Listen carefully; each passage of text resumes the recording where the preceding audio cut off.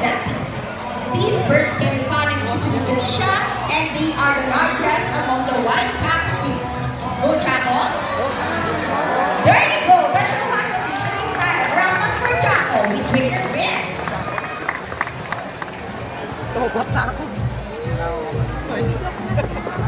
Hello everybody and welcome to Manila Ocean Park All-Star Bird Show with me, Trainer April. Now here's an object that I will hide under one of these three silver cups.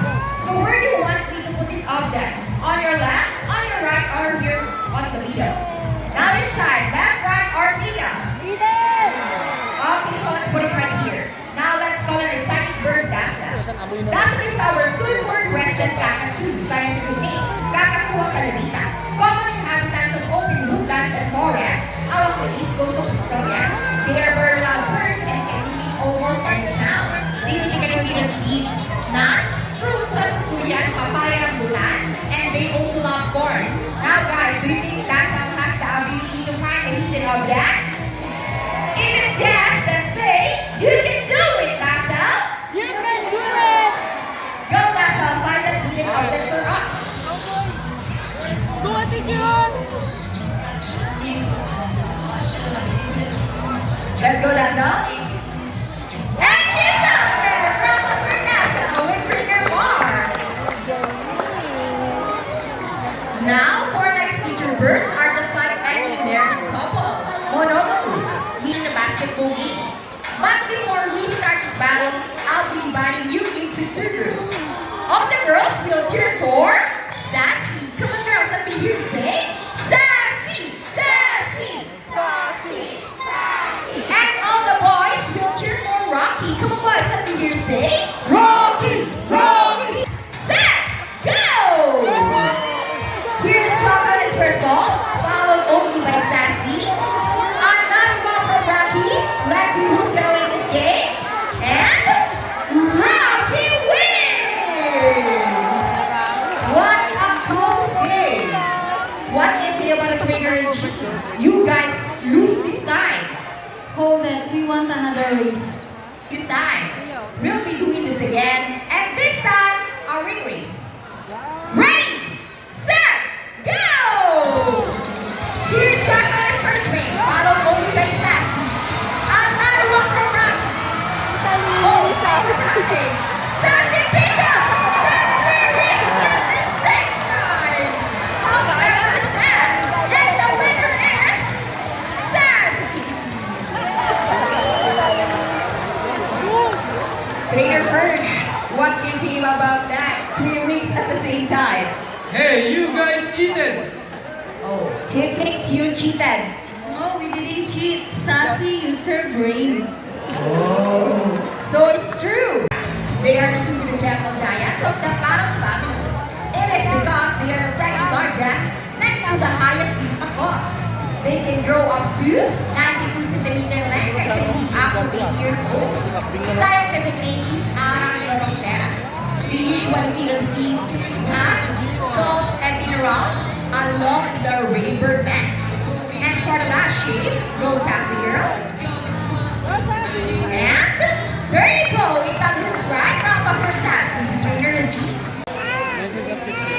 And Rocky gets the first number correct. How about loves numbers? And I think he's calculating and he knows the answer. Let's go, Rocky. You can do it. And Rocky gets the number 4. So 19 plus 15 is equals to 34. We're just gonna have it for Rocky between your birds. So this, how about us go to Sir Darius? Sir, can I have your money? Okay, please follow me this way. All you have to do is stand right here. Please stand right here. Facing this way. And extend your left arm just like this. As I put your money between your fingers. Sir, do you have any idea what will happen next? Well, let's see. Let's go to one bird. Buddy is also our Moluccan cockatoo. Buddy flies over. And he gets the money and flies back. And I think Buddy will donate the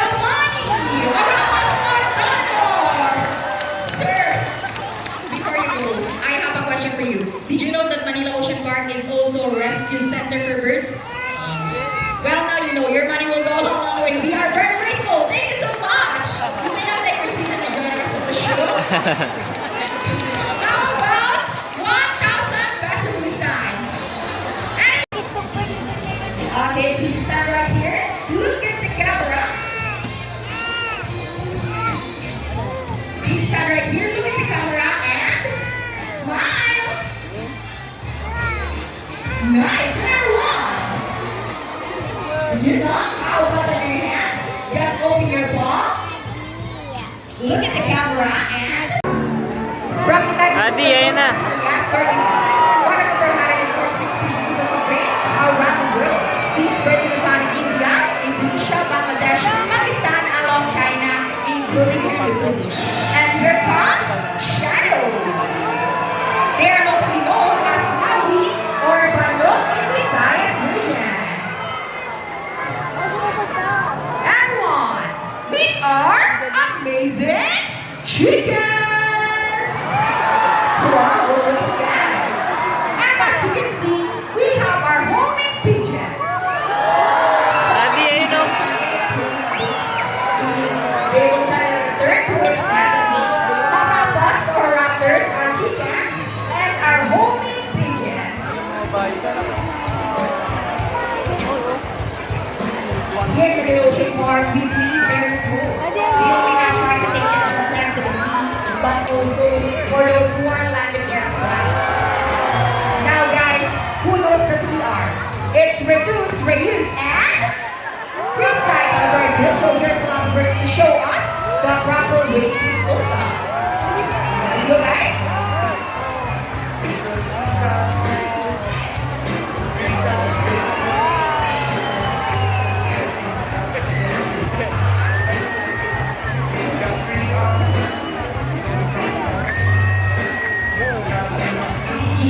Here's our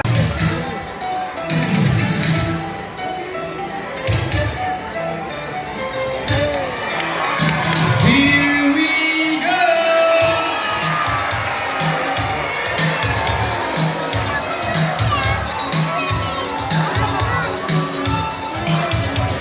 Hello everyone! Hello daw, Adi.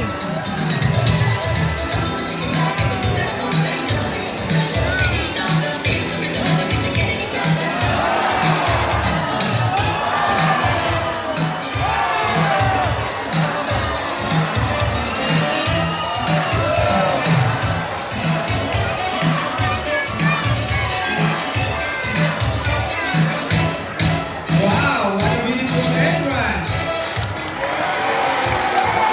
Good day everyone and welcome to Aquatica. By the way, I'm trainer first and I would like to meet my friends together with the trainers one at a time.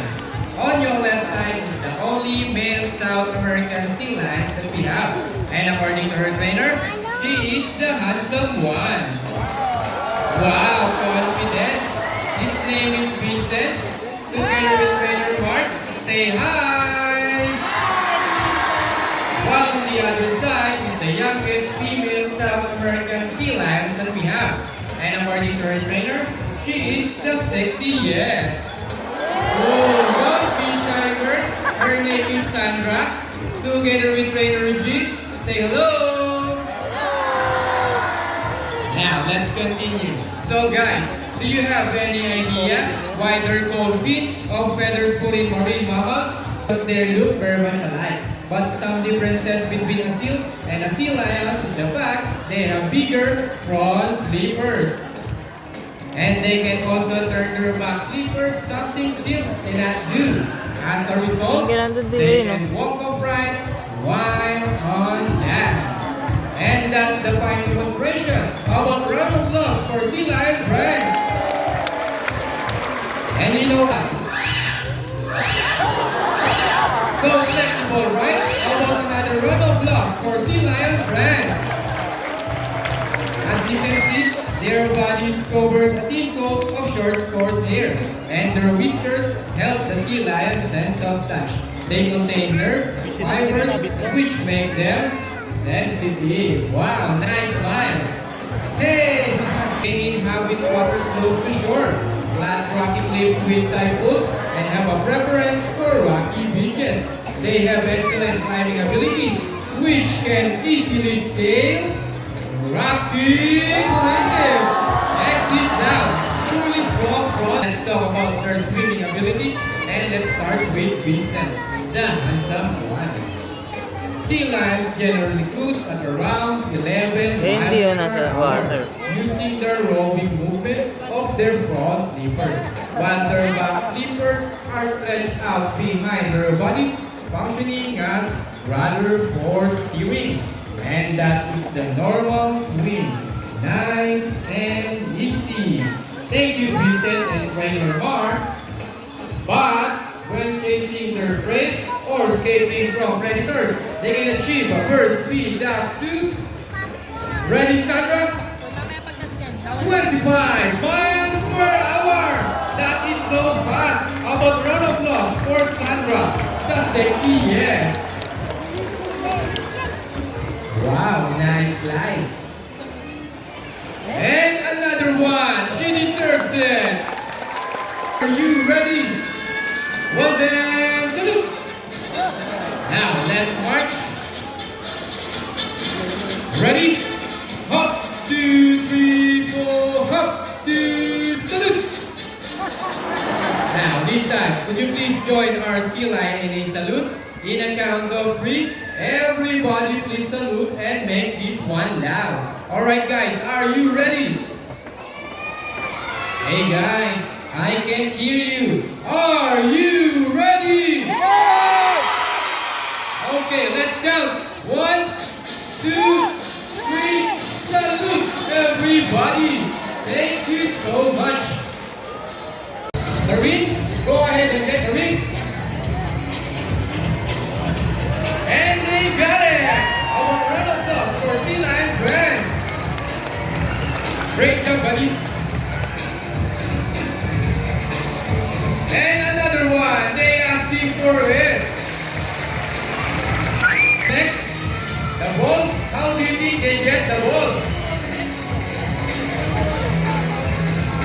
It's a ball balance. Careful, buddies. Almost there. Careful. Go, Vincent. Steady it. Fantastic! How about another round of applause for Sea Lion Friends? Excellent work, buddies. Well, hit it, maestro!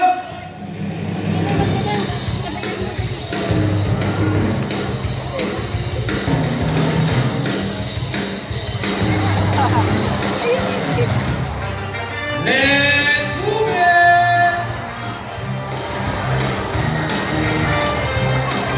Okay, clap your hands, everybody, come on! Show them the side by side.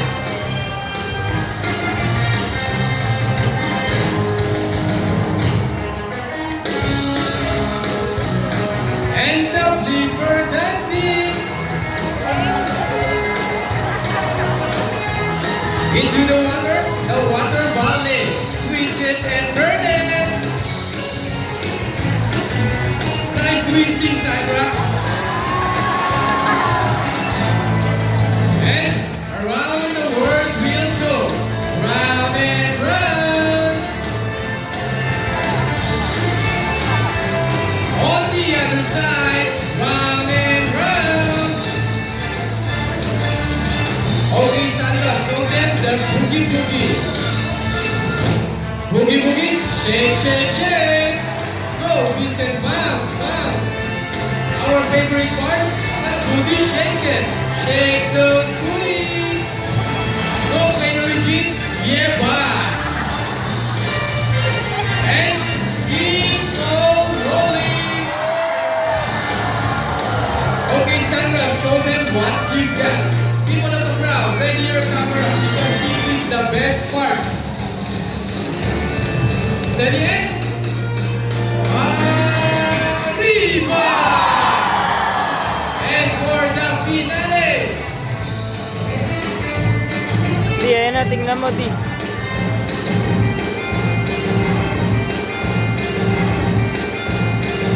Steady it. Let's go. Yeehaw! well for the great dance number. And remember that what we do here on land greatly affects our friends in the sea. Sea lions, like many marine animals, cannot survive a trash-built environment. So let's keep our surroundings clean aside from